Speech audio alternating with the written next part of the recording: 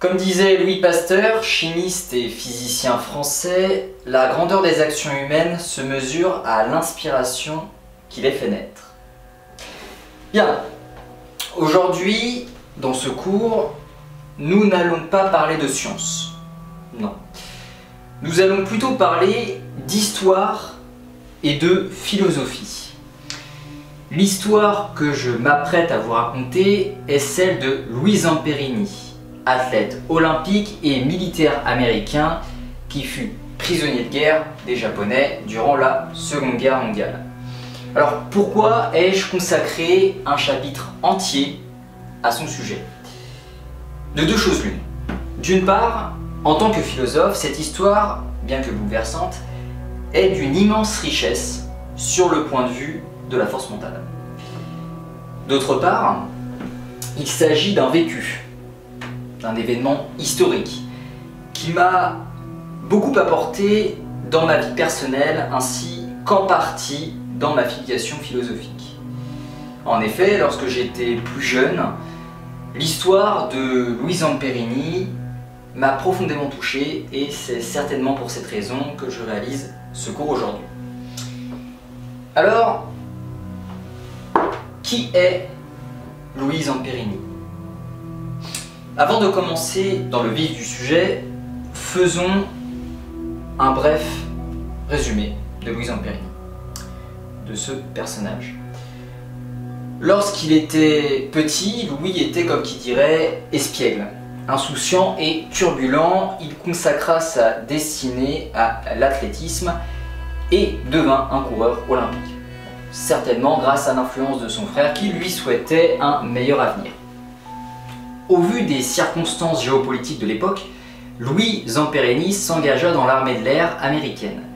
Lui et son équipe avaient pour habitude de voler au bord d'un avion bombardier de modèle B-24, sachant que les soldats américains avaient pour habitude de surnommer leur appareil. L'avion de Louis était surnommé le Superman. Voilà, comme ça, vous saurez de quoi je parle. Sachez que l'intégralité des informations concernant l'histoire que je m'apprête à vous partager ici provient du livre Invincible, écrit par Laura Hillenbrand et publié le 16 novembre 2010. Évidemment, je compte vous lire quelques passages de ce livre afin de vous partager l'essentiel et qui, je l'espère, nous apportera réflexion. Évidemment, je n'ai pas reporté tous les écrits du livre dans ce cours, je ne compte pas non plus tout vous lire, ceci n'aurait aucun sens. Il y a d'ailleurs des formats audio à ce sujet présents sur internet. L'idée de ce cours est à la fois de connaître les grandes lignes de son périple et comment les interpréter de manière inspirante. À commencer par l'environnement dans lequel il évoluait en tant que soldat. Lorsqu'il était sur le front, Louis voyait de sa verrière les rafales de balles transpercer le fuselage et les ailes des Zéros. Mais les appareils ennemis les harcelaient toujours. Des projectiles arrivant de toutes parts criblaient le Superman. De tous les postes de l'avion, des ouvertures béantes dans le fuselage laissaient apparaître le ciel et la mer.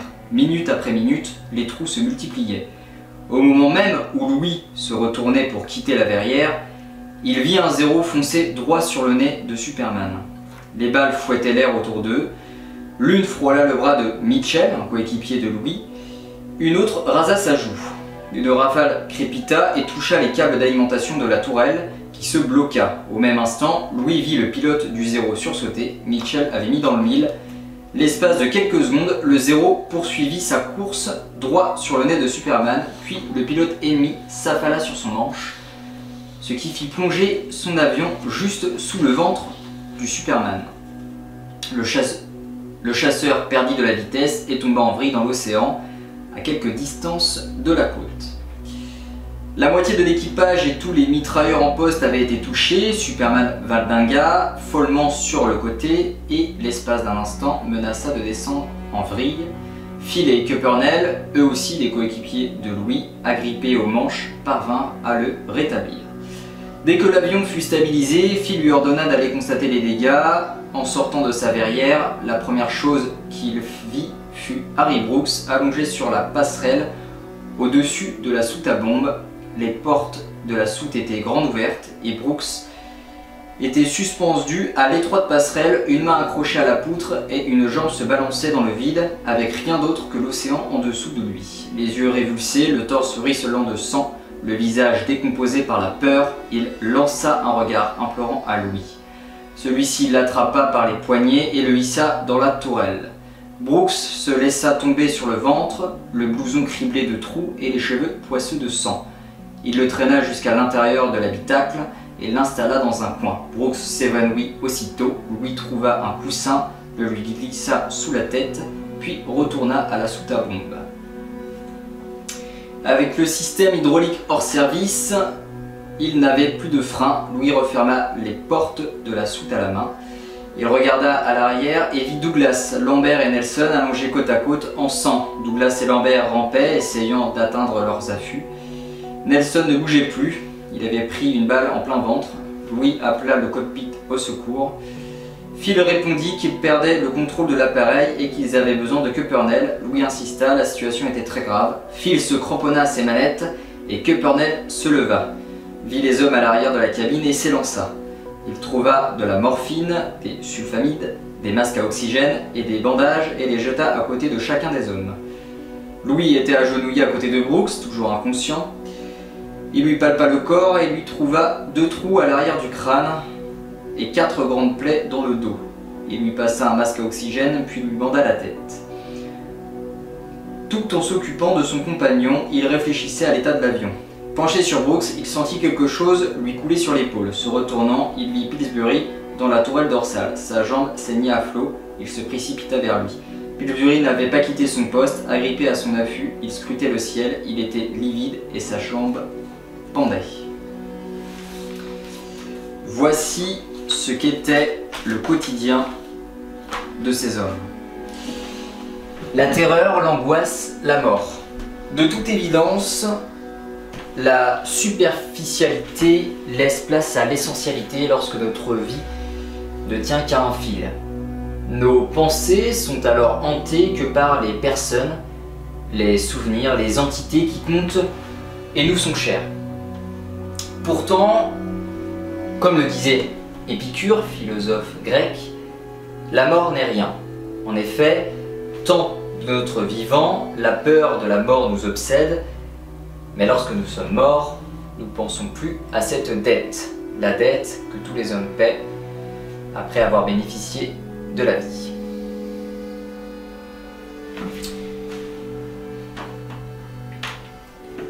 Le jeudi 27 mai 1943, Louis se leva à 5 heures.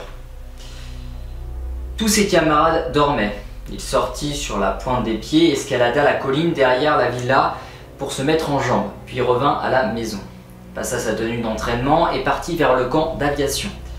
En chemin, il croisa un sergent auquel il demanda de lui donner le rythme au volant d'une Jeep. Le sergent accepta et Louis démarra son tour de piste. Flanqué par la Jeep, il effectua le mile en 4 minutes et 12 secondes. Un temps d'autant plus exceptionnel qu'il courait sur du sable. Il était au meilleur de sa forme et parti pour Honolulu. À l'entrée de la base, ils furent arrêtés par le lieutenant qui avait voulu faire redécoller le Superman sur 3 moteurs. Il y avait visiblement une urgence. Le B-24 de Clarence Coperning, parti la veille pour Canton, n'était jamais arrivé à destination. Il cherchait donc des volontaires pour partir à sa recherche. Phil tenta bien de lui expliquer que l'appareil ne tenait pas en vol, mais le lieutenant voulut rien entendre. L'appareil avait passé les tests d'inspection. Il était donc bon pour le service. Point. Louis et Phil savaient pertinemment que le terme de volontaire n'était qu'une figure de style. Il venait en fait de recevoir un ordre clair et il n'y avait pas moyen de se dérober. Phil se porta donc volontaire Et le lieutenant alla réveiller le pilote Joe Daisy et le persuada de se joindre à la mission.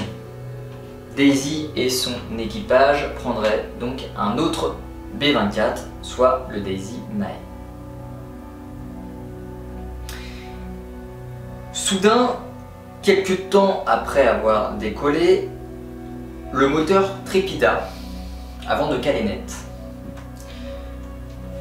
Le bombardier s'inclina sur la gauche et commença à descendre rapidement vers l'océan.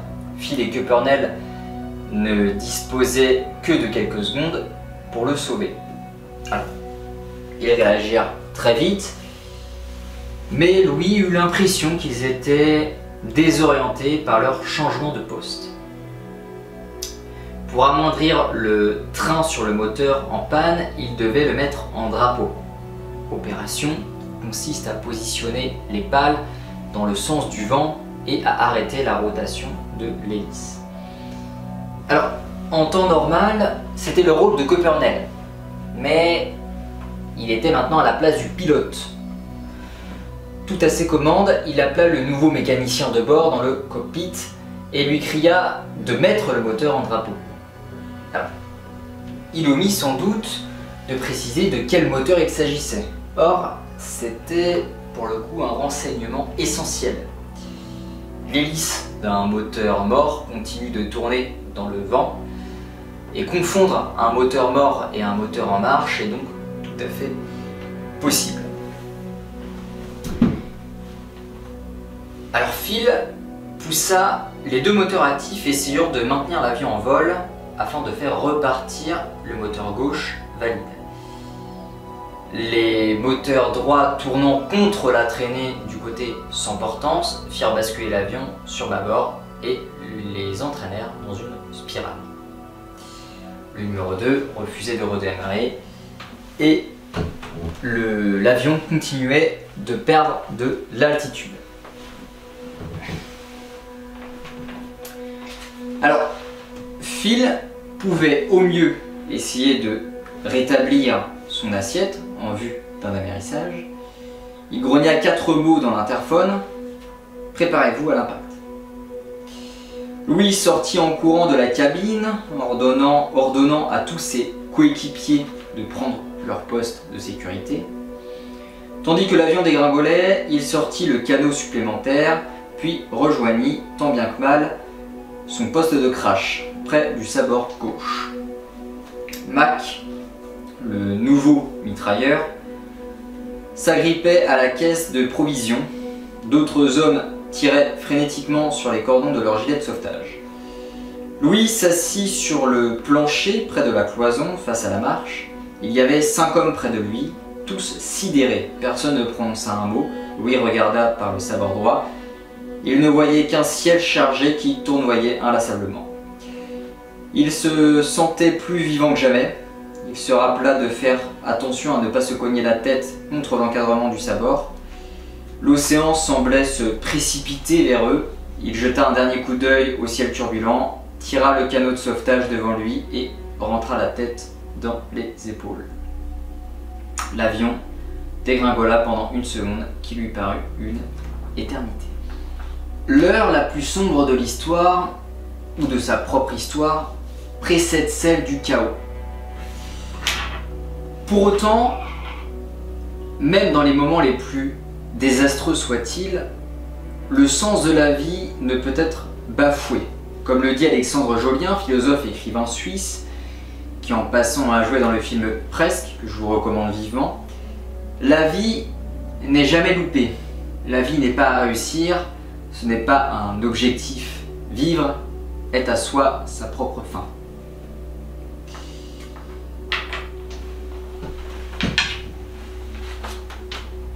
Alors,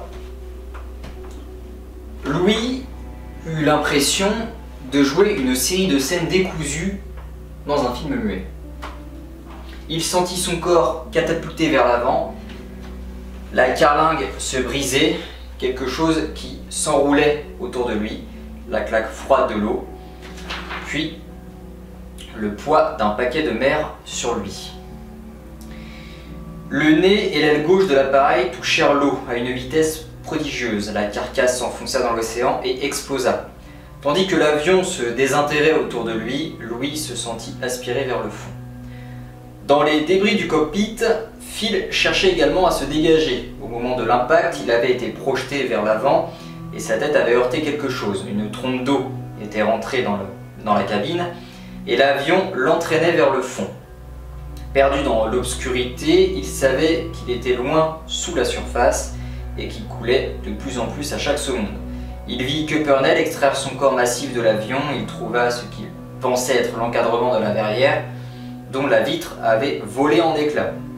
Il posait le pied sur quelque chose de dur et se propulsa par l'ouverture, se dégageant enfin du cockpit.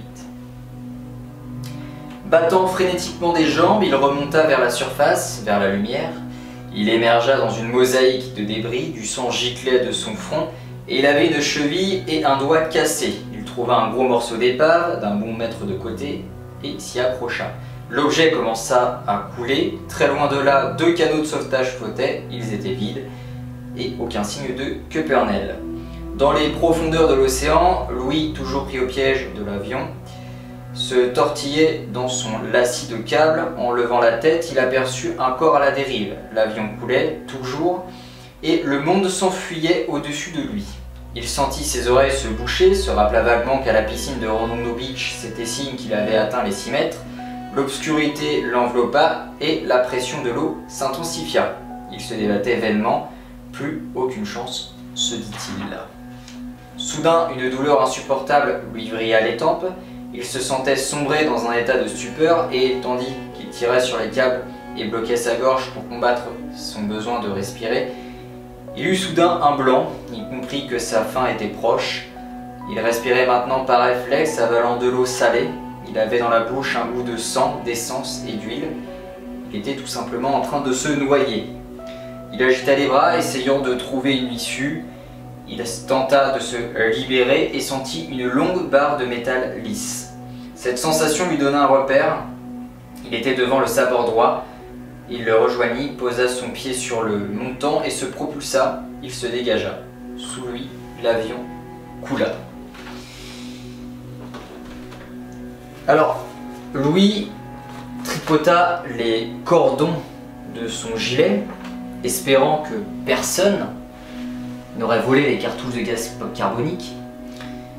Il eut de la chance, les compartiments se gonflèrent, il se sentit aussitôt léger comme l'air et le gilet de sauvetage le remonta rapidement parmi une multitude de débris.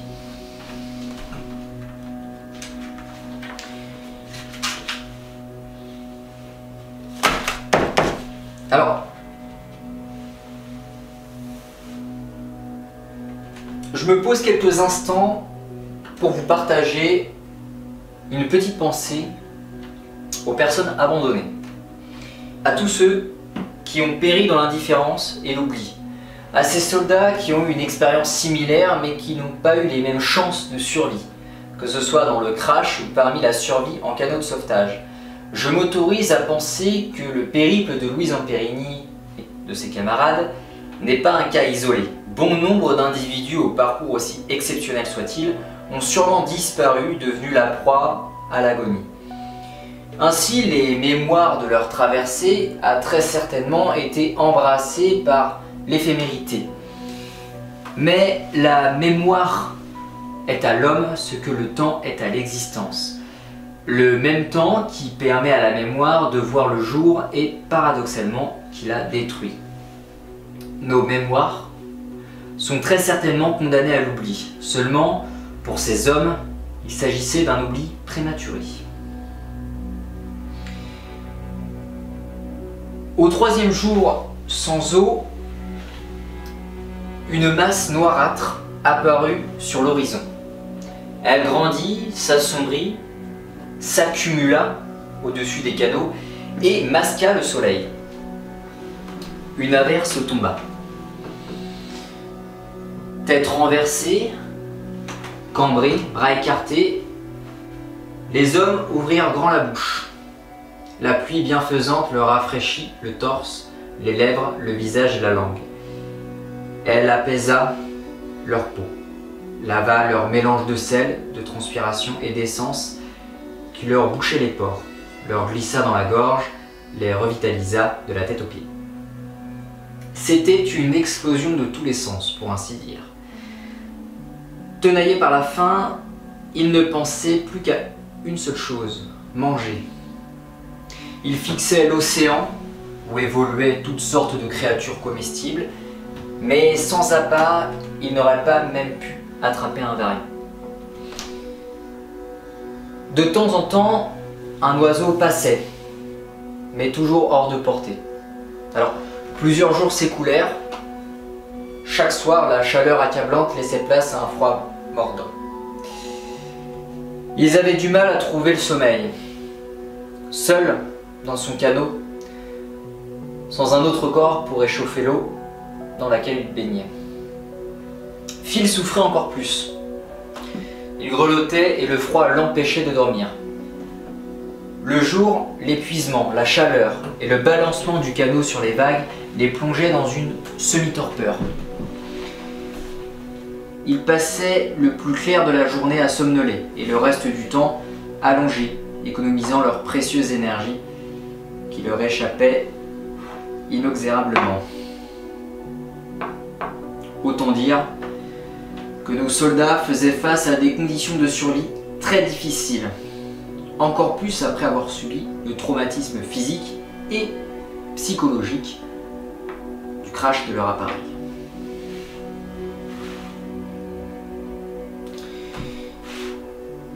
D'ailleurs,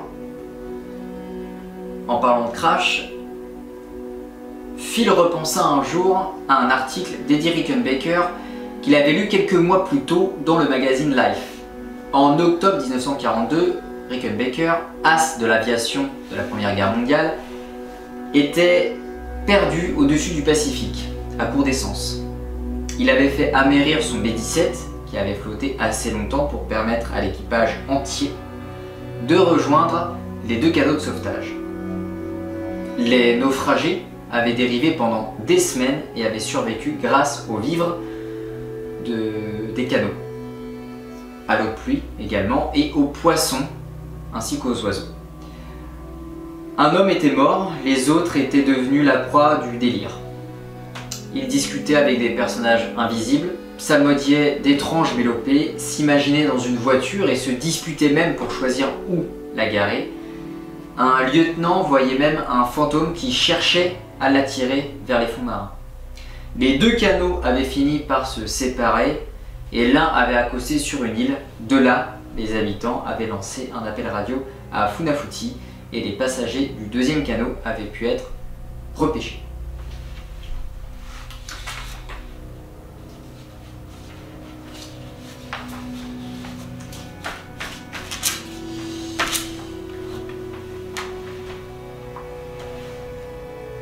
Louis et ses deux amis estimaient qu'en tenant 21 jours, l'équipage de Rickenbacker avait atteint l'extrême limite des capacités humaines de survie. Bon, en réalité, le record de survie sur un canot pneumatique remontait à début 42. 3 aviateurs américains dans le Pacifique avaient dérivé 34 jours avant d'atteindre une île où ils furent accueillis et cachés par les indigènes. Phil ne songea pas tout de suite à compter les jours, mais il commença bientôt à se demander depuis combien de temps ils étaient sur leur radeau. Il n'y eut aucun mal à refaire le compte en partant du lendemain de l'accident, car, ainsi que le souligna Louis, il n'avait pas passé toute la journée du crash en mer. Chaque matin, Phil se répétait qu'il serait repêché avant de battre le record de Rickenbacker. Ils étaient incapables d'imaginer ce qu'ils feraient s'ils devaient tenir plus longtemps. L'aventure de Rickenbacker était porteuse d'une autre leçon importante. Comme nombre de naufragés sous l'effet conjugué de la chaleur diurne et du froid nocturne, de la déshydratation, du stress et de la faim, l'équipage du B-17 avait perdu la raison. Louis s'inquiétait beaucoup plus pour sa santé mentale et celle de ses camarades que pour leurs moyens de subsistance. À l'université, son professeur de physiologie leur avait parlé de l'esprit comme d'un muscle qui, dès qu'il n'est plus sollicité, risquait de s'atrophier. Quoi qu'il arrive à leur corps, Louis tenait à ce qu'ils gardent toutes leurs facultés mentales. Quelques jours après le crash, il se mit à bombarder ses camarades de questions sur tout et rien, l'histoire de travailler leur méninge. Phil releva le défi. Dès lors, ils n'arrêtaient plus de jacasser. Ils se racontaient leur vie dans les moindres détails. L'hygiène physique est essentielle dans n'importe quel cadre de vie, si l'on souhaite avoir la vie la plus saine qui soit. Pour autant, l'hygiène mentale n'est pas à ignorer. Encore plus dans le cadre de la survie, si j'ose dire. Si vous êtes doté d'une cognition négative, vous aurez certainement du mal à vous approcher et risquerez d'abandonner les premiers jours, pensant que tout espoir est perdu. Être totalement positif n'est pas souhaitable non plus. Certes, les individus dotés d'un état d'esprit positif abandonneront bien après les esprits négatifs, mais dans le cadre de la survie, un esprit positif aura tendance à s'effriter peu à peu au fil des jours. Seuls les esprits positifs et réalistes seront susceptibles d'aller loin. Être positif, soit croire en un avenir meilleur, puis être réaliste, autrement dit être conscient qu'il faudra faire preuve de patience. Un état d'esprit peut être moins naïf que l'esprit positif seul, soit un état d'esprit moins en proie à la déception des événements à venir. McNamara était probablement moins optimiste que Louis et Phil. D'ailleurs, de multiples actions de sa part démontrées dans le livre et dans le film viennent confirmer cette mentalité. Durant 45 jours, ils dérivèrent en mer, sachant que McNamara mourut au 33e jour. D'ailleurs, le cadavre de Francis McNamara ne pesait pas plus d'une vingtaine de kilos. Ils n'osaient même pas imaginer ce qui les attendrait une fois qu'ils auraient accosté. D'après toutes les atrocités qu'ils avaient entendues sur la barbarie des Japonais, ils n'avaient pas hâte de les rencontrer. Louis et Phil atteignirent les îles Marshall et furent immédiatement capturés par la marine japonaise.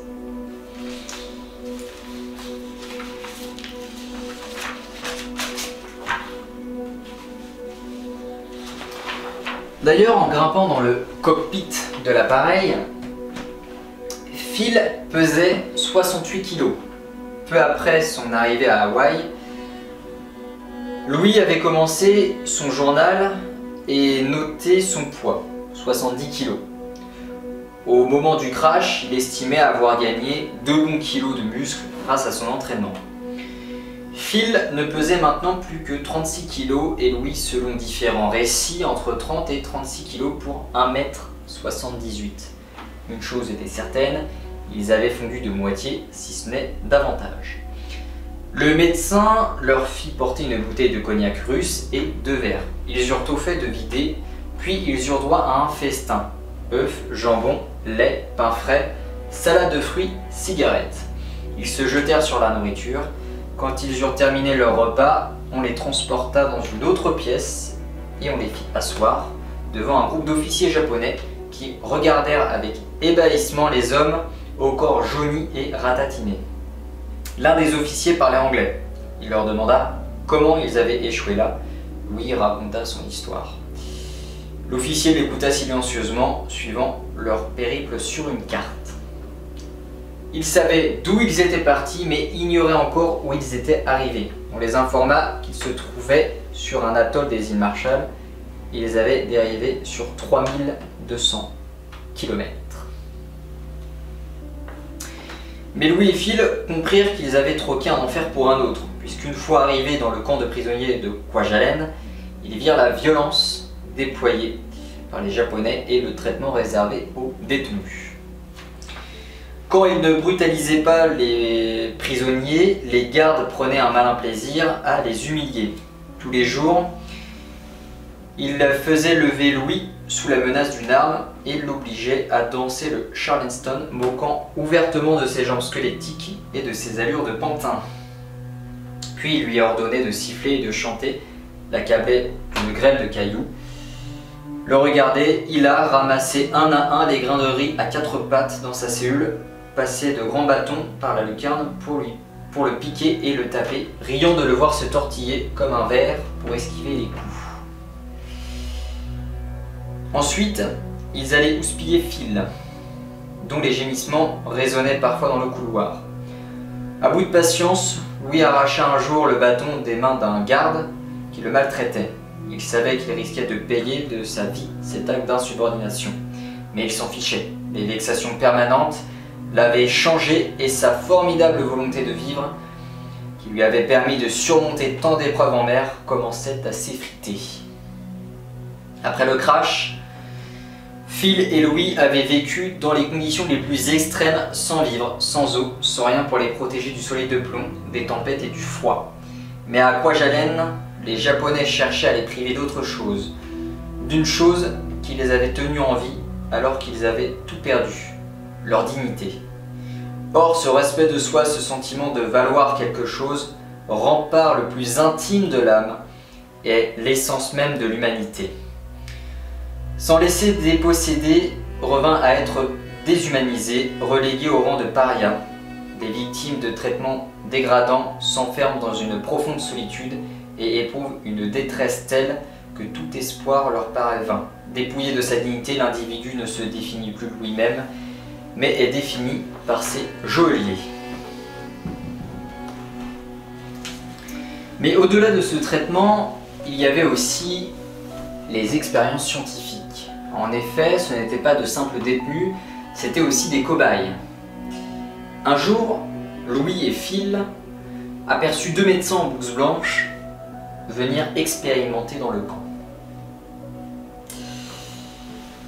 Ils leur saisirent le bras, tamponnèrent un petit peu d'alcool, l'aiguille pénétra dans la chair, le piston descendit et les assistants lancèrent leur chronomètre.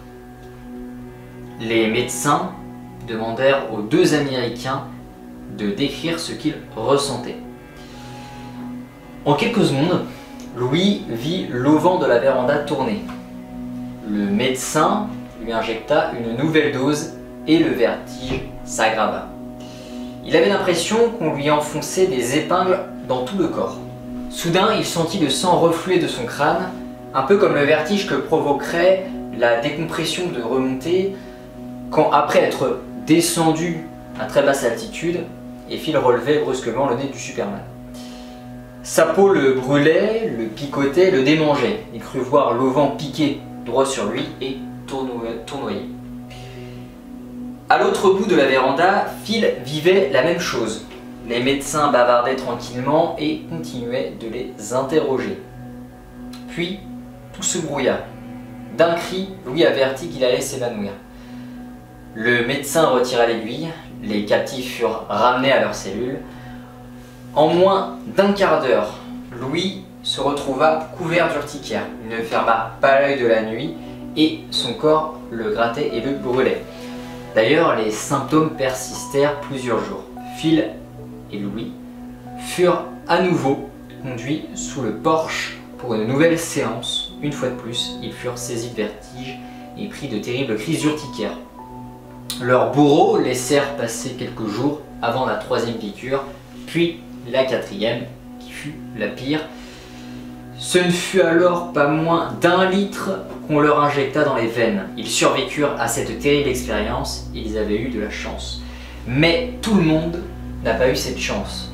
D'un bout à l'autre des territoires sous occupation, les Japonais utilisèrent comme cobayes au moins 10 000 prisonniers de guerre.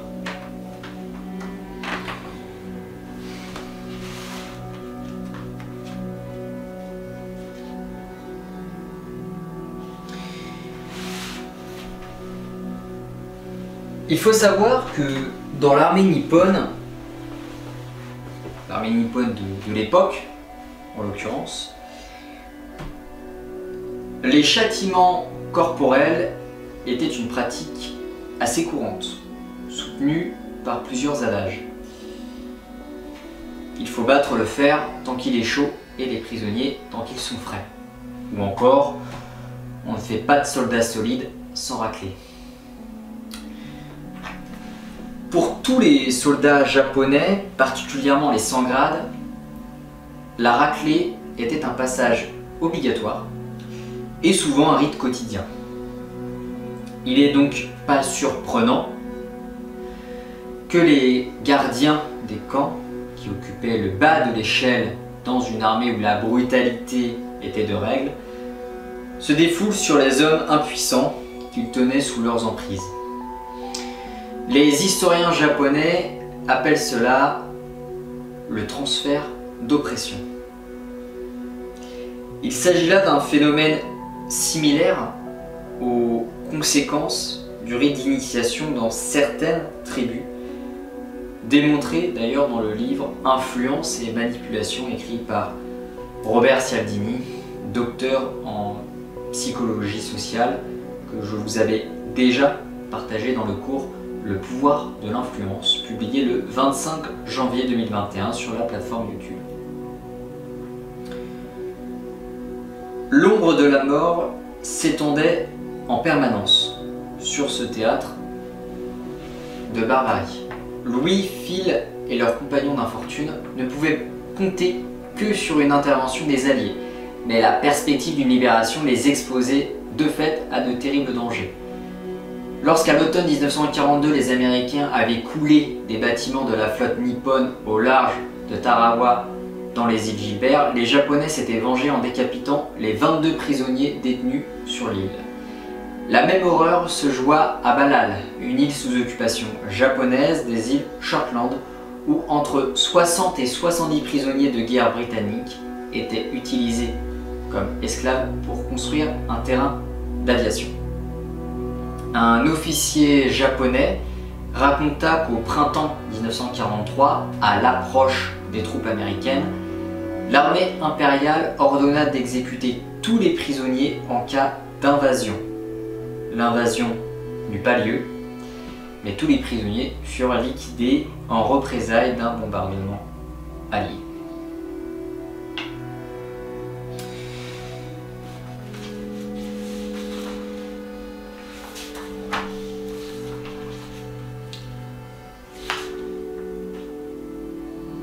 Après quelques temps passés à Kwajalein, nos camarades furent transférés au camp d'Ofuna.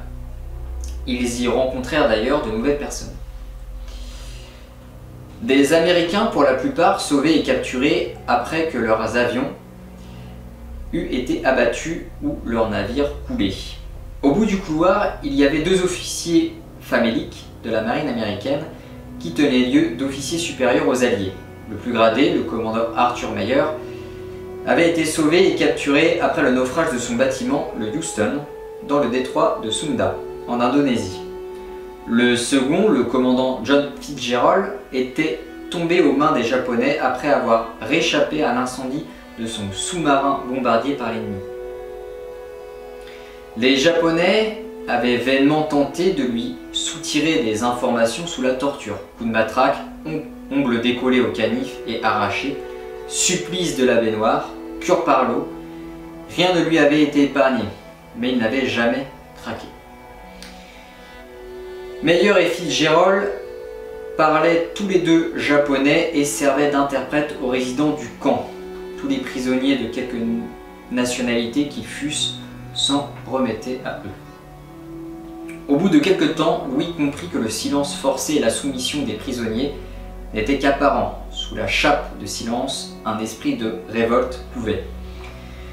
Cela commença par des chuchotements furtifs, les gardes ne pouvaient pas être partout, et dès qu'ils abandonnaient un secteur, les prisonniers se mettaient à bavarder à voix basse. Certains griffonnaient des mots sur des morceaux de papier hygiénique et les cachaient dans les latrines où d'autres les trouveraient.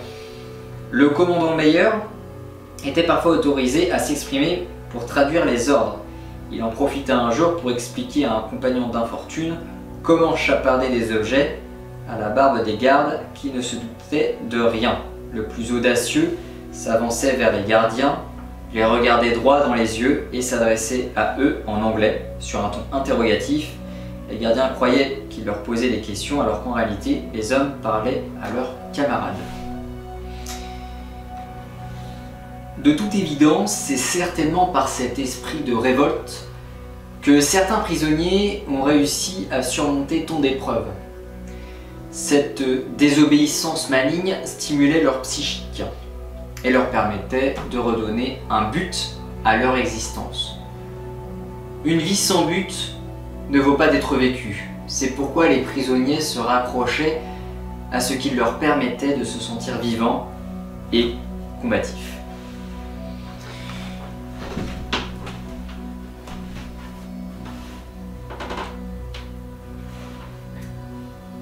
Dans les premières semaines de janvier 1944, en arpentant la cour du camp, Louis et Harry se lièrent d'amitié avec Frank Tinker, pilote de chasseur-bombardier et chanteur d'opéra. Les trois hommes passaient le plus clair de leur temps assis sur des bancs ou longeant les palissades du camp, essayant d'oublier le froid en faisant travailler leur ménage.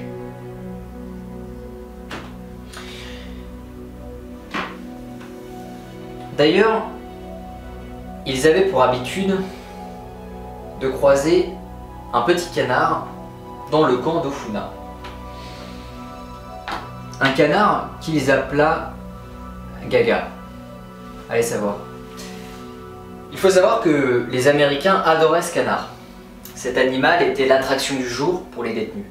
Les Japonais, quant à eux, s'amusaient à torturer l'animal en lui donnant des coups de pied, en le lançant en l'air, en lui crachant dessus, ou tout simplement en lui lançant des cailloux.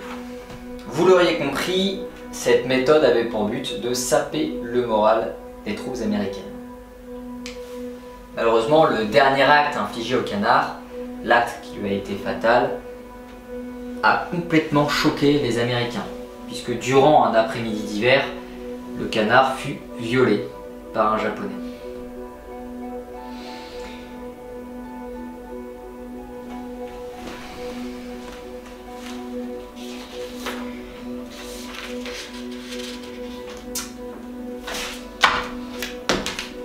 Après être restés 1 an et 15 jours à Ofuna, les prisonniers furent transférés à Omori. Louis et ses compagnons attendaient raides comme des piquets, le doigt sur la couture du pantalon. Le caporal ne les lâchait pas des yeux, mais ne disait rien. Un sous-lieutenant tournicotait autour de lui, avec un empressement étrangement servile. 5 minutes s'écoulèrent, peut-être 10. Le caporal ne bougea pas d'un cil. Puis, sans crier gare, il se précipita vers les prisonniers. Talonné par son supérieur, il marchait menton levé, torse bombé, avec des mouvements exagérés et impérieux.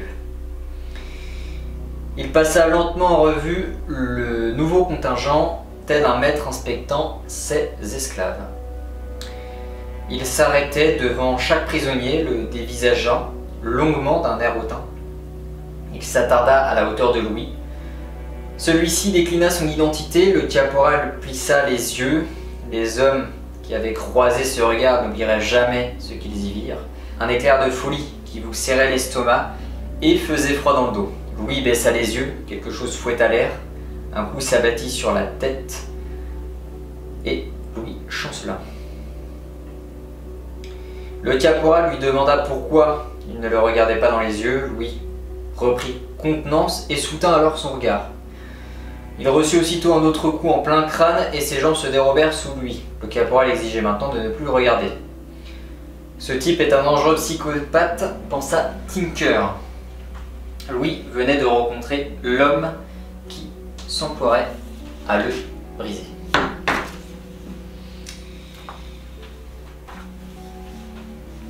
Bien. Par rapport à d'autres camps, Omori n'était pas réputé pour sa violence. À l'arrivée de Watanabe, tout cela changea.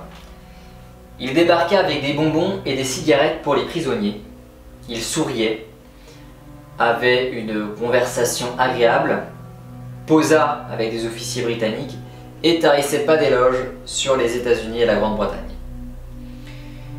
Pendant plusieurs jours, il ne souleva pas la moindre vague. Puis un dimanche, il approcha un groupe de détenus assemblés devant la porte d'un baraquement. L'un d'eux, Derek Clark, cria « Dégagez !» pour lui laisser le passage. Ce simple mot mit Watanabe hors de lui. Il se jeta sur Clark, l'assomma sous une volée de coups, puis le bourra de coups de pied. Lewis Bush, horrifié par la scène, essaya de lui expliquer que Clark n'avait rien dit de mal. Alors cette réflexion ne fit qu'envenimer les choses. Watanabe tira son sabre et, dans des beuglements de bêtes sauvages, menaça de décapiter Clark. Un officier vint couper court à cet excès, mais ce soir-là, Watanabe passa sa rage sur Bush. Il poussa sur un poêle brûlant, puis battit comme plâtre. Quand Bush alla se coucher, Watanabe revint le harceler et l'obligea à se mettre à genoux. Il le tourmenta pendant 3 heures d'affilée, l'accablant de coups de pied et lui scapant les cheveux d'un coup de sabre. Il partit 2 heures et revint. Bush était sûr qu'il allait l'achever. Mais contre toute attente, Watanabe l'invita dans son bureau, le serra dans ses bras, lui offrit de la bière et des poignées de bonbons, ainsi que des cigarettes. Avec une voix brouillée par les larmes, il s'excusa et promit de ne plus jamais maltraiter un prisonnier.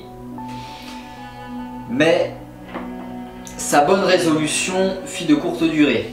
Quelques heures plus tard, il attrapa un bâton de kendo et se précipitait en courant au baraquement, cognant sur tous ceux qui lui tombaient sous la main.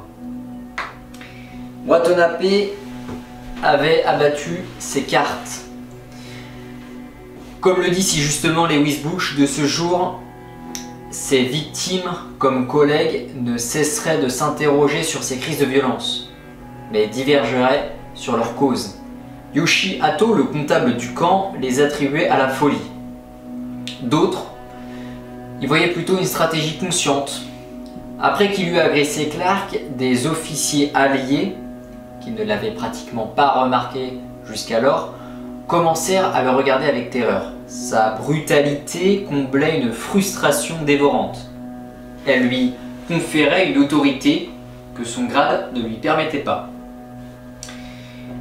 Après en avoir tabassé quelques-uns, il avait constaté qu'il inspirait la crainte et le respect, expliqua Wade. Il a donc fait de la violence son mode d'expression quotidien. D'ailleurs, cette barbarie lui procurait une autre satisfaction.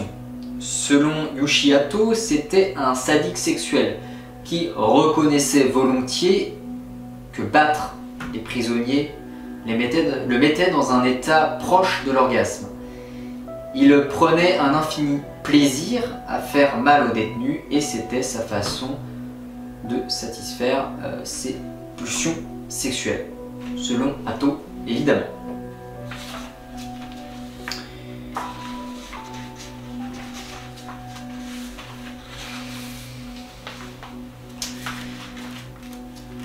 Alors un tyran était né.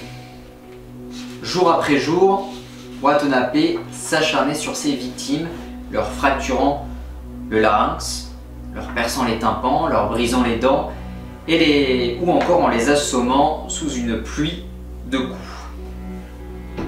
Il alla une fois jusqu'à arracher la moitié d'une oreille à un malheureux.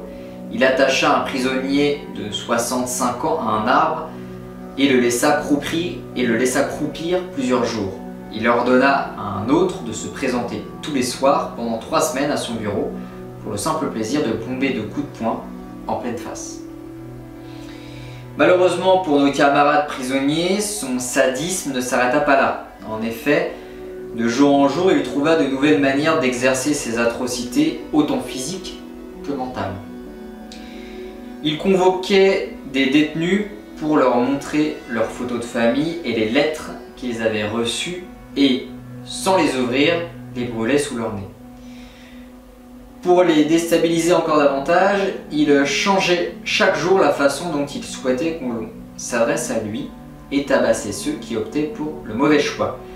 Il en contraignait certains à violer le règlement du camp pour mieux les punir. Jack Brady le décrivait en une phrase: « C'était l'homme le plus sadique que je n'ai jamais rencontré. » Sa seconde singularité était son caractère imprévisible. Il était généralement le dieu colérique d'Omori, mais après s'être défoulé sur ses victimes, il revenait parfois s'excuser et il n'était pas rare de voir des larmes de remords. Ces peines étaient cependant de courte durée. Quelques instants après, il se remettait à beugler et tombait à bras raccourcis sur le premier venu.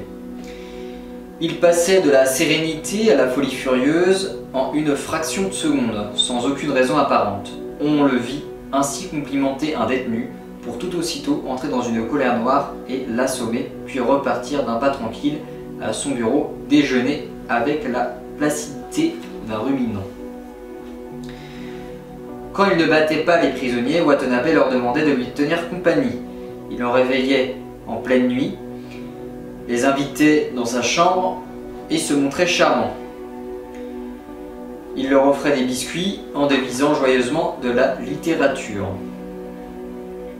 Il lui arrivait également de réquisitionner des hommes qui jouaient d'un instrument ou qui chantaient pour organiser dans ses quartiers de petits concerts privés. Il attendait de ses invités qu'ils se comportent en amis et semblait bel et bien croire que tel était le cas.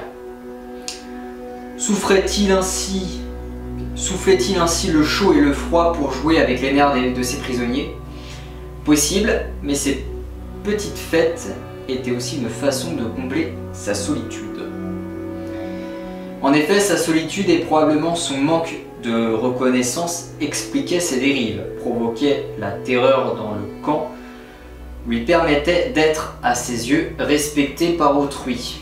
Il utilisait donc ses nombreuses méthodes d'influence et ses procédés manipulatoires afin que l'on reconnaisse sa supériorité ou du moins qu'on y soit soumis selon un point de vue omniscient, puis d'effacer peu à peu sa solitude, pour ne pas dire camouflée, afin qu'il se sente entouré. Les conseils des anciens ne lui furent d'aucune utilité. Dès que Louis sortit, l'oiseau le repéra, l'accusa d'un délit imaginaire et se jeta furieusement sur lui. Alors pour celles et ceux qui se le demandent, l'oiseau était le surnom qu'avaient donné les détenus à Watanabe lorsqu'ils parlaient entre eux, puisque si ce dernier entendait tous les noms d'oiseaux qu'on lui donnait, eh bien nombreux n'auraient pas fini l'année. La chose se répétait le lendemain et le surlendemain. Parmi les centaines de prisonniers, le caporal Fou avait fait de Louis son souffre-douleur. Il persécutait l'ancien coureur olympique qu'il appela son prisonnier numéro 1. Louis essayait de se dissimuler dans des groupes, mais Watanabe le trouvait toujours. Au bout de quelques jours, j'étais autant sur mes gardes que s'il y avait un lion en liberté dans la jungle, affirma-t-il. Les officiers étaient exemptés de travail forcé, privilège qu'ils payaient au prix fort, puisqu'ils n'avaient qu'une demi-ration de nourriture. Pourtant, peu après l'arrivée de Louis, l'oiseau les convoqua et leur annonça que désormais ils travailleraient aux côtés des hommes du rang. Quelqu'un eut la mauvaise idée de protester, soulignant que c'était contraire au droit international. L'oiseau lui abattit son bâton de kendo sur le crâne. Puis, il s'approcha de l'officier suivant, qui refusa à son tour de travailler. Le bâton de kendo fouetta à nouveau l'air. Louis était en troisième position, il n'avait aucunement envie de se laisser fracasser le crâne et proposa un compromis. Il serait ravi de travailler dans le camp pour améliorer leurs conditions de vie. Pris au dépourvu, l'oiseau hésita un instant, se dit que du moment que les officiers travailleraient, il aurait gagné. Il les affecta à une cabane où il aurait tout simplement assemblé des pièces de cuir pour confectionner des poches à munitions, des sacs à dos et des bâches de protection pour l'armée japonaise. Louis et ses camarades passaient 8 heures par jour à l'atelier, mais ne maniaient l'aiguille que lorsque l'oiseau était dans les parages. Et encore, il s'arrangeait pour saboter les coutures. L'oiseau avait pas dit son dernier mot, il les désigna pour la corvée des chiottes. Avec Louis Benjo, pour 900 hommes souffrant de dysenterie, la tâche n'était pas mince. Louis et ses collègues utilisaient des louches à miel, d'immenses pelles pour transférer le contenu nauséabond des latrines dans des seaux, qu'ils transportaient ensuite vers des fosses à l'extérieur du camp. Ce travail était écœurant et humiliant, et par forte pluie, les fosses débordaient et infestaient le camp. Pour faire enrager l'oiseau, il s'efforçait d'effectuer cette corvée dans la bonne humeur. Les prisonniers de Maury menaient une guérilla secrète. Les employés des dépôts ferroviaires et des docks prenaient un malin plaisir à inverser les étiquettes d'expédition, à changer les adresses de livraison et à intervertir l'étiquetage des wagons, envoyant des tonnes de produits vers des destinations fantaisistes. Ils jetaient des poignées de terre dans les réservoirs à essence et cassaient tout ce qui leur passait entre les mains. Forcé de construire des blocs moteurs, l'américain Milton McMullen soignait suffisamment l'extérieur pour qu'il passe l'inspection, mais sabotait le mécanisme pour qu'il ne puisse jamais tourner. Les manutentionnaires des docks laissaient malencontreusement tomber des objets fragiles et saccagèrent notamment une grosse commande de vin et de meubles destinée à un ambassadeur nazi. Les meubles étaient cassés et furent expédiés, et le vin transvasé dans les gamelles des prisonniers.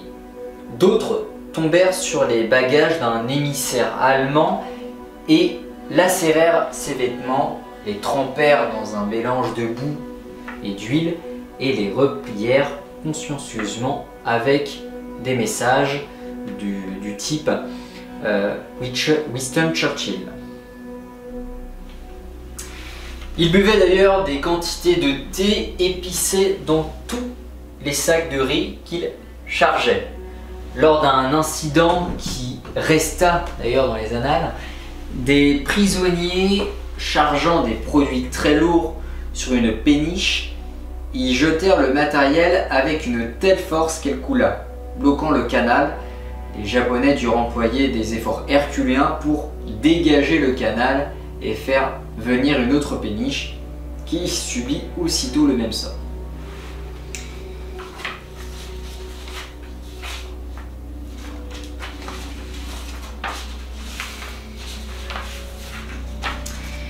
Alors il faut savoir que l'esprit de révolte de nos prisonniers continuait de les stimuler, leur permettant ainsi de surmonter les épreuves difficiles. Par ces sabotages, les prisonniers jouaient certes leur peau, mais du moins n'étaient-ils plus des victimes passives, ils redevenaient des soldats. Entre rapine et sabotage, ils trouvaient mille et une façons de résister. Ils éventrèrent des caisses d'expédition, vidaient des bouteilles, démontaient des portes d'entrepôt, dévalisaient des cuisines des navires et bouchaient les rampes de déchargement des usines. Les Écossais affectés aux entrepôts de Mitsubishi menèrent l'opération la plus spectaculaire. Quand les Japonais leur demandèrent leur pointure pour des bottes de travail, ils l'exagérèrent de plusieurs tailles. Puis ils se tricotèrent des grandes chaussettes de parfois plus d'1 mètre de long et chapardèrent des tiges de bambou dont ils biseautèrent l'extrémité. Une fois à leur poste, ils s'appuyèrent l'air de rien contre le sac de sucre. Ils piquaient leur bambou et remplissaient ainsi leurs chaussettes. D'autres rentraient leurs pantalons dans leurs bottes, enfilaient les bambous à la ceinture et remplissaient leurs pantalons de sucre.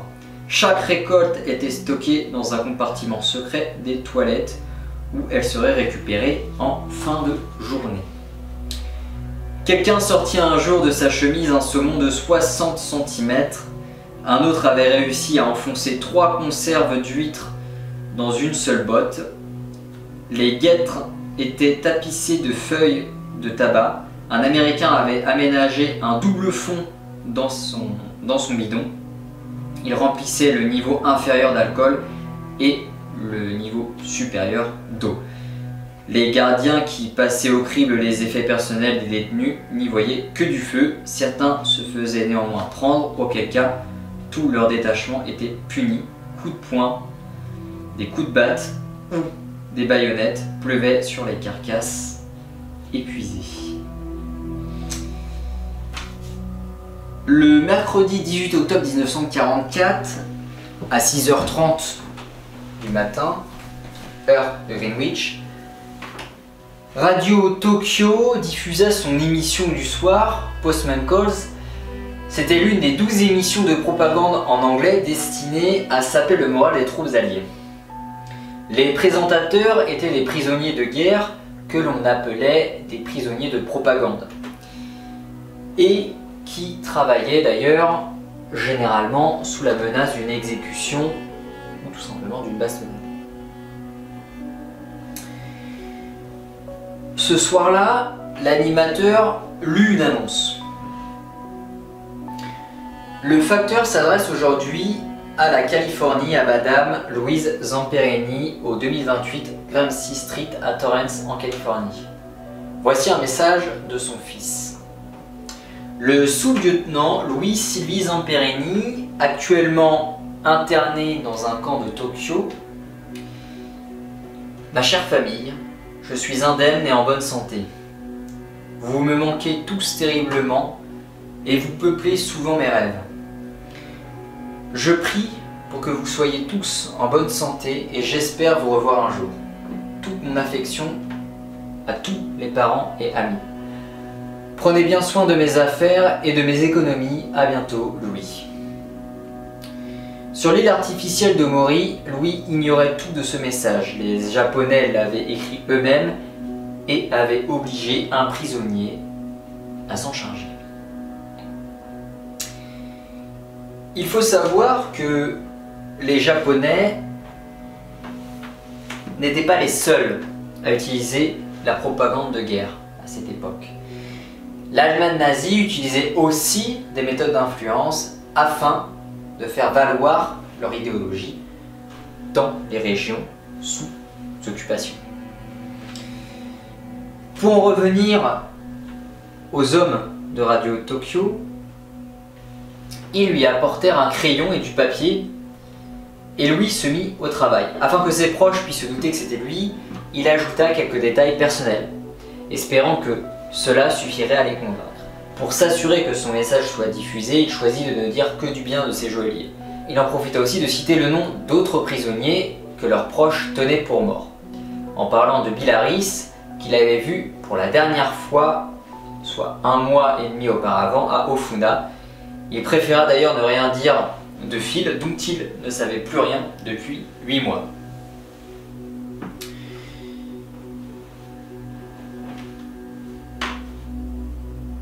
Au fil du temps, Louis Zamperini était horrifié. Il se demandait depuis le temps pourquoi il n'avait pas été exécuté à Kwajalein et pourquoi il avait été victime de tant d'humiliations à Ofuna sans pour autant être interrogé alors que tous les autres l'étaient.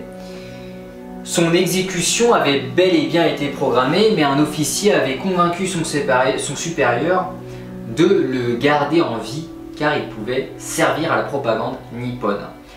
Oui, un célèbre coureur olympique américain, s'était-il dit, pourrait peut-être leur être très utile. Si les Japonais l'avaient envoyé d'abord à Ofuna puis à Omori sous les ordres de l'oiseau, c'était probablement pour lui rendre la vie si insupportable qu'il accepterait n'importe quoi, même de trahir son pays, pour échapper à son bourreau. Il l'avait caché au reste du monde, ne l'avait pas enregistré sur les listes de la Croix-Rouge et avait attendu que son pays le déclare officiellement mort pour annoncer qu'il était vivant. Ce faisant, il espérait mettre les États-Unis en mauvaise posture et saper la confiance des soldats américains en leur propre gouvernement. Évidemment, Louis refusa de lire cette déclaration. Sans se départir de leur sourire, les producteurs l'invitèrent à visiter le siège de Radio Tokyo. Ils l'emmenèrent à la cafétéria et lui offrirent un délicieux repas à la cantine. Puis, lui montrèrent des chambres équipées de vrais lits avec des matelas moelleux et des draps propres. S'il acceptait de lire le message, il pourrait habiter ici et il ne reverrait jamais Omori. Mais Louis ne souhaitait en aucun cas trahir son pays. Il refusait de mentir à des millions de personnes et refusa l'offre des Japonais sous peine de retourner au camp.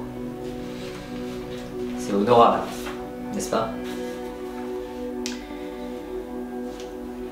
Un jour, l'oiseau interdisa de jouer aux cartes et alla jusqu'à annuler les offices religieux. Il gifla d'ailleurs un officier pendant 5 bonnes minutes, l'obligea à se tenir au garde à vous, dans le froid et sans manteau, pendant des heures, puis l'envoya nettoyer les toilettes 2 heures par jour pendant 2 semaines. Il bâtit un employé de cuisine avec une louche de la taille d'une rame. Il fouillait dans les affaires des détenus, leur confisqua tous leurs papiers et leurs photos de famille, qu'il qualifiait de suspectes, et les détruisit. Il était en crise de paranoïa. Si vous gagnez la guerre, vous ferez de tous les Japonais des esclaves pires que les nègres, hurla-t-il à la face d'un prisonnier. Mais après Noël, l'oiseau arrêta du jour au lendemain de maltraiter les prisonniers. Il laissait même Louis tranquille. Maussade, il faisait les 100 pas dans le camp. Personne ne comprenait ce brusque changement d'attitude. L'oiseau reçut l'ordre de quitter Omori. Muté dans un autre camp, plus isolé cette fois-ci, où il exercerait exactement la même atrocité sur des détenus. Il avait d'ailleurs été promu au grade de sergent et en son absence, l'ambiance du camp fut moins anxiogène, autant pour les gardes que pour les détenus, c'est pour dire.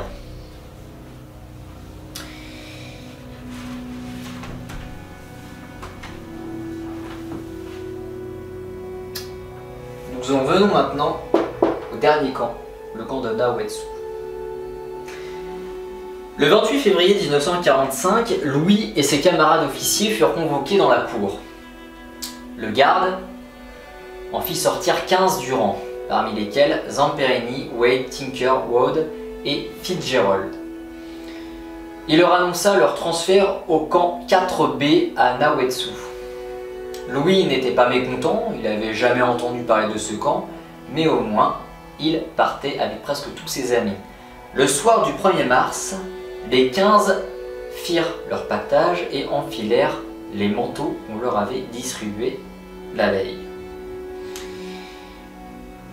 Affectés à ce camp, qui d'ailleurs manquait d'officiers, selon Tom Wade, chacun avait une expérience ou des compétences qui pouvaient s'avérer utiles.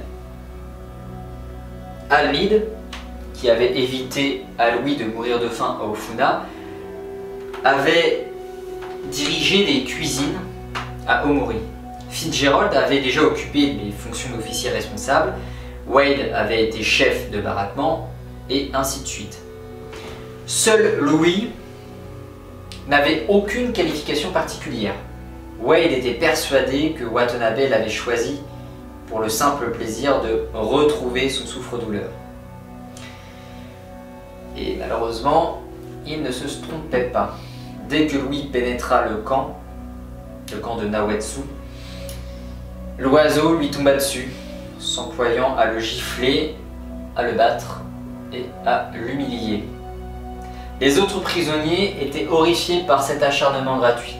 Louis réagissait à ces brimades avec le même stoïcisme que par le passé, ce qui décuplait la fureur de l'oiseau. Retombé entre les griffes de son tortionnaire, Louis était au bord de la dépression. Dans son malheur, il avait cependant la chance d'être officier. Le village de Naoetsu abritait des industries essentielles à l'effort de guerre japonais.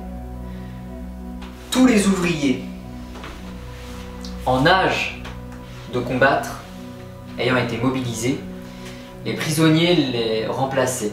Les détachements de travail étaient répartis entre une aciérie, une usine chimique, un port où on déchargeait des barges de charbon et de sel, ainsi qu'une carrière.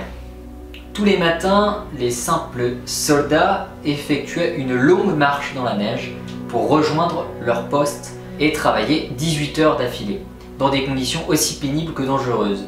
Le soir, reclus de fatigue, il leur arrivait de tomber dans des crevasses sur le chemin du retour. Certains revenaient noirs de suie, d'autres étaient exténués au point qu'il fallait les porter jusqu'au dortoir. Traités en esclaves, ils se tuaient littéralement à la tâche.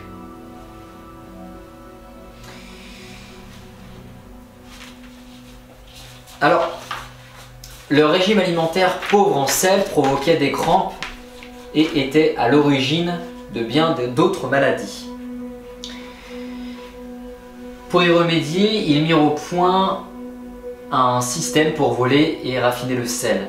Ceux qui travaillaient sur les barges de sel enfouraient quelques poignées dans leur poche. Il leur arrivait aussi de voler du riz afin de le faire cuire sur le réchaud à thé et l'avaler à toute allure, partageant autant qu'ils le pouvaient avec leurs camarades. Il n'y en avait jamais plus de quelques bouchées pour chacun. Mais rien que de manigancer dans le dos des Japonais leur redonnait des forces. Au printemps, Louis eut un accident. Il avait à nouveau été affecté au déchargement de sel. Ployant sous un lourd panier, il remontait la berge, s'engageait sur la passerelle pour rejoindre le wagon de marchandises, quand un gardien arrivant en sens inverse, parvenu à sa hauteur, lui donna un violent coup de coude. Louis perdit équilibre et fit une chute d'1,50 m. Il tenta de se rétablir sur les jambes, mais en touchant le sol, il sentit quelque chose craquer et une douleur lancinante lui transperça la cheville et le genou. Il ne tenait plus sur sa jambe. Deux camarades durent le soutenir pour rentrer au camp. Il n'était plus en état de travailler, ce qui ne l'arrangeait absolument pas. Non seulement il serait le seul officier coincé au camp toute la journée avec l'oiseau, mais il n'aurait de surcroît plus droit qu'à une demi-ration. Durant le mois de juin, Louis avait retrouvé l'usage de sa jambe et était assez solide pour reprendre le travail. Il fut à nouveau affecté au déchargement du charbon et du sel. Sa santé se détériorait de jour en jour et sa dysenterie ne lui laissait aucun répit. Brûlant de fièvre, il se demanda à faire une pause. L'oiseau refusa, estimant que 39,5 de fièvre n'était pas suffisant pour obtenir une pause. Vers la fin du mois, Louis, Tinker et Wade déchargeaient une barge quand le contremaître s'aperçut qu'on lui avait dérobé du poisson dans les cuisines. Il menaça de signaler l'incident à l'oiseau si les voleurs ne se dénonçaient pas. Pendant la pause déjeuner, les innocents persuadèrent les coupables de faire amende honorable, ce qui n'empêcha pas le contremaître de faire son rapport à l'oiseau, car il soupçonnait d'autres prisonniers d'avoir participé à la rapine. L'oiseau fit aligner l'équipe devant lui et ordonna aux coupables de se détacher du groupe. Puis il fit sortir du rang plusieurs officiers, parmi lesquels Wade, Tinker, Louis, et les envoya rejoindre les accusés. Ces officiers, proclama-t-il, étaient responsables du comportement des voleurs. Pour les punir, chaque soldat devrait cogner de toutes ses forces les officiers et les voleurs en plein visage. Les victimes désignées regardèrent terrifiés la file de soldats. Ils étaient une bonne centaine. Quiconque refuserait de s'exécuter, ajouta l'oiseau, recevrait le même châtiment. Et il donna l'ordre aux gardes de matraquer tous ceux qui ne taperaient pas assez fort. Les soldats n'avaient pas le choix. Les premiers y allèrent doucement, mais l'oiseau les avait à l'œil. S'il n'y mettait pas assez de coups, il les rouait de coups en braillant. Ceux qui avaient retenu leurs mains devaient alors frapper la victime plusieurs fois jusqu'à ce que l'oiseau soit satisfait. À chaque fois qu'un gars arrivait devant lui, Louis lui conseillait à voix basse d'en finir et de taper fort. Quelques Britanniques s'excusèrent d'un « Désolé, mon lieutenant » en se présentant devant Wade.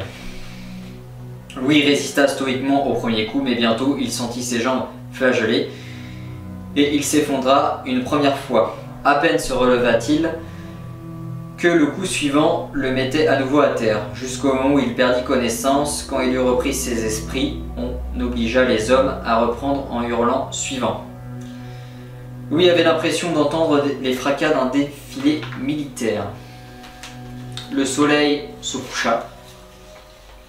Le supplice se poursuivit pendant au moins 2 heures sous l'œil ravi et féroce de l'oiseau qui semblait tirer du spectacle un plaisir plutôt érotique. Les victimes durent être transportées jusqu'au baraquement. Louis avait le visage tellement tuméfié qu'il ne put pratiquement pas ouvrir la bouche pendant plusieurs jours. Wade estima que chacun avait reçu près de 200 coups de poing au visage. À Naouetsu, les autorités affichaient une sollicitude inhabituelle envers leurs prisonniers. Craignant qu'ils ne soient victimes de raids aériens, elles leur annoncèrent qu'ils seraient bientôt mis en sécurité dans les montagnes. Les gardes racontaient néanmoins une toute autre histoire. L'armée avait donné ordre de tous les éliminer en août. Les prisonniers auraient pu croire à un nouveau mensonge, mais en juillet, un ouvrier, réputé pour sa bienveillance, avait averti un prisonnier. La date de leur exécution avait été arrêtée. C'était la même que celle qui avait été donnée à des prisonniers des 2 autres camps, soit le 22 août.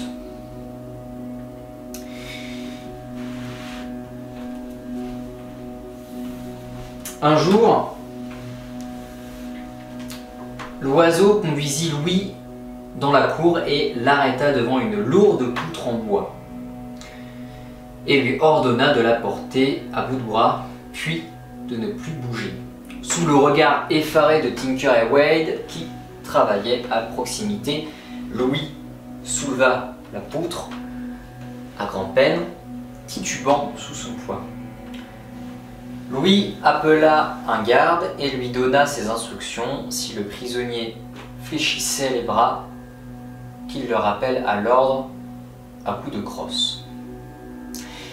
Il s'agit d'ailleurs d'une scène mythique observée dans le film Invincible, réalisé par Angelina Jolie et sorti en 2014, un film évidemment tiré du livre. Alors, sous le soleil de plomb, Louis soutenait tant bien que mal la poutre.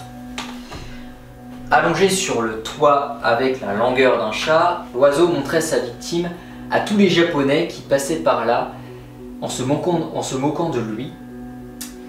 Et Louis riva son regard chargé de haine sur le sergent. Les minutes passaient, Louis tenait bon, les yeux sur son bourreau, la poutre lui paraissait de plus en plus lourde et la douleur le tétanisait. Les railleries de l'oiseau se poursuivaient. Wade et Tinker baissaient le nez sur leur pioche, jetant de temps en temps un coup d'œil inquiet à leur malheureux ami. Wade avait regardé l'horloge du camp au moment où Louis avait soulevé la poutre. Il comptait les minutes, 5, puis 10. Louis sentait ses bras faiblir et s'engourdir. Son corps tout entier tremblait, la poutre pencha. Un coup de crosse s'abattit sur son dos, il se redressa. Son cerveau était de moins en moins oxygéné et il commença à avoir le tournis. Il n'avait plus les idées très nettes, mais une pensée l'obsédait, il ne le briserait pas. De l'autre côté de la cour, l'oiseau ne riait plus. Les minutes passaient et Louis, dans un état second, tenait bon. Galvanisé par sa haine pour l'oiseau, il résista bien plus longtemps que ses forces ne l'auraient pu.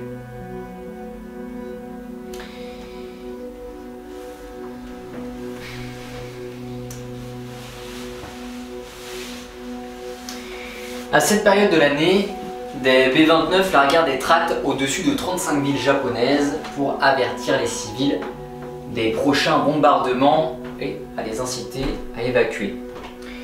Mais les autorités nippones ordonnèrent à leurs concitoyens de remettre les tracts à la police et leur interdirent de diffuser la nouvelle et arrêtèrent tous ceux qui avaient gardé les tracts. Parmi les villes citées, il y avait Hiroshima et Nagasaki.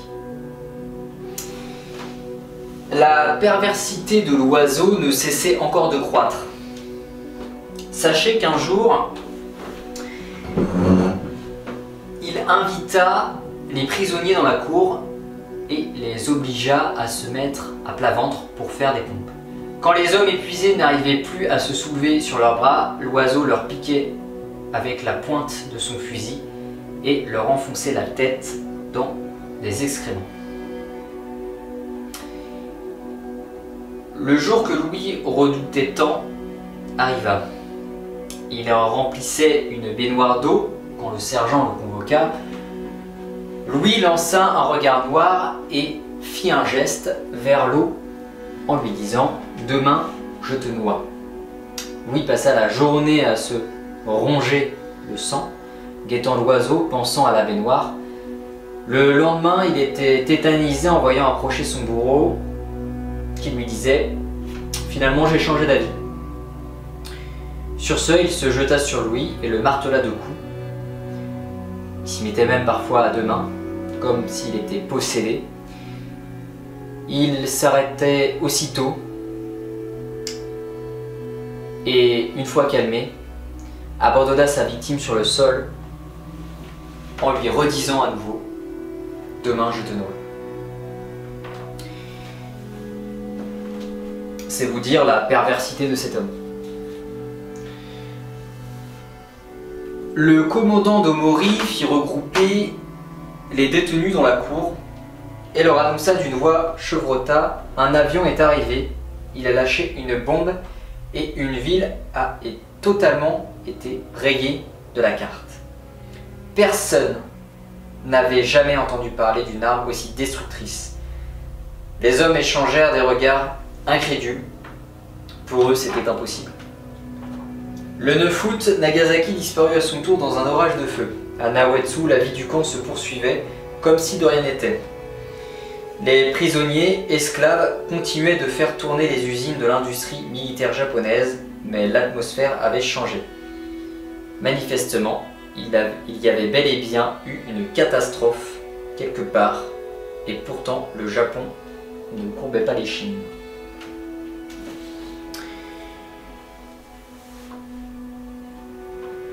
Vers la mi-août, une terrible angoisse s'empara des détenus. La date fatidique de leur liquidation approchait à grands pas. À supposer que le Japon capitule, les gardes les exécuteraient tout de même, soit par vengeance, soit pour les empêcher de témoigner. Un interrogateur d'Omori avait d'ailleurs confié au commandant Fitzgerald que s'il perdait la guerre, les Japonais envisageaient d'éliminer tous les prisonniers. Le 20 août 1945, un ciel lourd et menaçant pesait sur Naoetsu. Un cri retentit dans la cour. Tous les prisonniers devaient se présenter à l'appel. 700 hommes sortirent des dortoirs et se mirent en rang devant le bâtiment. Le petit commandant du camp, main gantée et sabre à la ceinture, se jucha sur la plateforme d'observation des raids aériens. Kono le rejoignit et traduisit pompeusement sa déclaration. Je cite : « La guerre est arrivée à un point d'arrêt. » Dans l'assistance, nul ne réagit. Certains prisonniers le crurent, mais, par peur des représailles, n'osèrent pas broncher. D'autres, soupçonnant un piège, ne voulurent prêter aucun crédit à ses paroles. Le commandant poursuivit son discours sur un ton étrangement mielleux, s'adressant aux détenus comme à de vieux amis. Quand il eut achevé son laïus, l'assistance resta de marbre. Puis Kono invita les prisonniers à se baigner dans les eaux fraîches de la rivière Okura. Voilà qui était louche. Jusqu'à présent, on ne les avait pratiquement jamais autorisés à approcher des berges.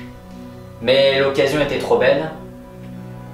Ainsi, ils rompirent les rangs et rejoignirent la rivière en courant, se déshabillant en chemin, évidemment. Louis suivit le mouvement et se jeta avec ravissement dans l'eau. La guerre était vraisemblablement arrivée à son terme et les prisonniers furent épargnés.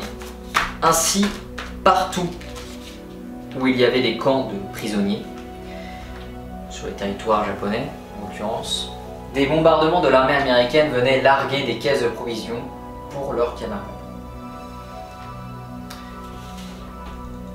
De la soute à bombe, des palettes dégringolèrent, se balançant au bout de parachutes rouge, blanc, bleu. Dans leur chute, plusieurs coulis s'éventrèrent, des cascades de pêche rose se déversèrent dans les champs, une caisse de légumes explosa en plein vol et une pluie de petits pois tomba du ciel. Une autre brisa les lignes électriques du village, une autre encore défonça la guérite des gardiens. Louis et Tinker faillirent bien se faire écraser par un énorme sac de chaussures qu'ils n'avaient pas vu venir. Ce fut une orgie, les hommes mangeaient encore et encore. Louis ouvrit une boîte de soupe de pois cassée et l'avala sans prendre le temps de la diluer, tant il était affamé. Un dénommé Young et deux de ses copains descendirent à eux seuls 7 litres de boisson chocolatée. La manne continuait de tomber, à tel point que Fitzgerald se demanda si le gars qui avait inscrit l'effectif du camp sur la route ne s'était pas trompé d'un zéro. En ce qui concerne la vie de l'après-guerre, notamment les conséquences psychologiques de ces dernières, sachez que je réaliserai une vidéo à ce sujet où j'évoquerai le stress post-traumatique et comment notre ami Louis Zamperini a pu s'en sortir après avoir été hanté par l'oiseau des années durant la guerre, mais aussi après.